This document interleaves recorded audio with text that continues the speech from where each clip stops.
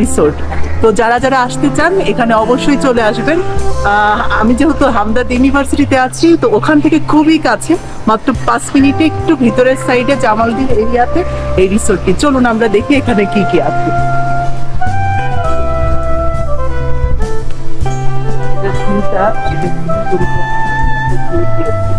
ভালো একটা লুকিং, যেহেতু এটা এখন সন্ধ্যার একটা টাইম, সন্ধ্যা যেহেতু লাইটিংটা ওনারা দিয়ে দিয়েছে, আই থিঙ্ক বেশ গর্জিয়াস লাগছে।